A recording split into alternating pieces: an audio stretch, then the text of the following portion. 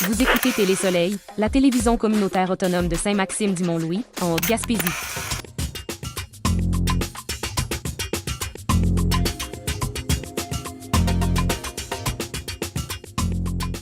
Selon Radio Gaspésie, la Sûreté du Québec mène aujourd'hui une opération nationale de sécurité routière pour marquer la rentrée scolaire.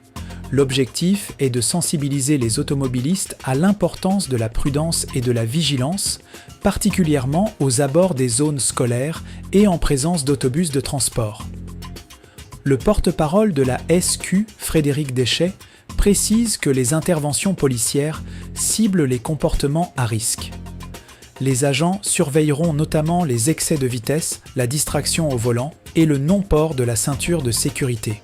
La SQ rappelle que la vigilance de tous est essentielle pour assurer la sécurité des élèves qui se déplacent à pied ou en autobus.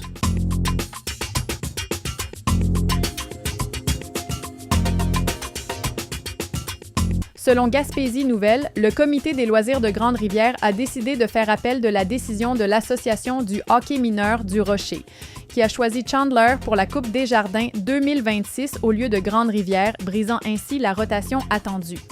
L'association justifie son choix par la plus grande capacité et les meilleurs aménagements de l'aréna de Chandler. Le président du comité, Michel Lelièvre, n'est pas convaincu et estime que la décision laissera des cicatrices. Le maire de Grande-Rivière, Gilles Nosir, déplore le non-respect de l'esprit de la fusion des associations de 2016. Le comité tentera de faire renverser la décision en appel auprès de Hockey Gaspésie-les-Îles.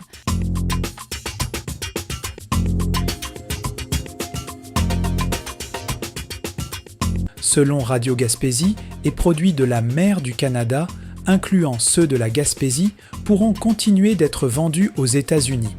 Une enquête de l'Agence américaine d'observation océanique et atmosphérique a conclu que les mesures de gestion des pêches canadiennes sont comparables à leurs normes de protection des mammifères marins. Le rapport de l'agence américaine cite en exemple le protocole de protection des baleines noires de l'Atlantique Nord et le programme canadien de réduction des prises accidentelles. Malgré cette décision, l'organisme Seafood Watch continue de déconseiller l'achat de homards et de crabes des neiges des îles de la Madeleine en raison des risques persistants d'enchevêtrement des baleines noires dans les engins de pêche.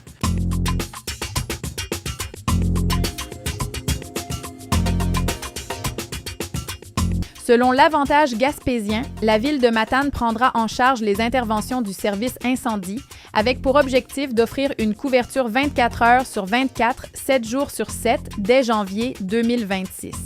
Ce nouveau modèle est adopté pour répondre aux exigences de sécurité accrues et pallier le manque de personnel dans les petites municipalités. Selon le maire Eddie Métivier, cette transition, qui maintiendra les casernes de Sainte-Félicité et Saint-René de Matane, rendra le service plus efficace et disponible. Ce regroupement permettra aussi de réaliser des économies sur l'achat d'équipements. La ville promet de consulter la population pour l'élaboration du nouveau schéma de couverture de risque.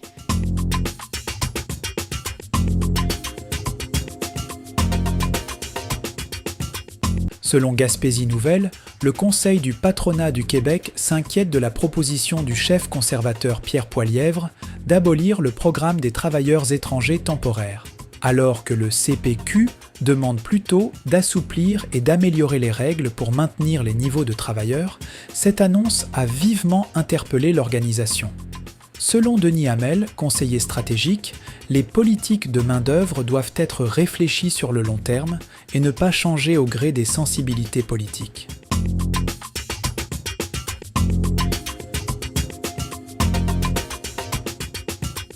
Selon l'Avantage gaspésien, la Haute-Gaspésie a lancé un inventaire exhaustif de ses bâtiments patrimoniaux, un exercice requis par la loi et qui doit être complété d'ici mars 2026.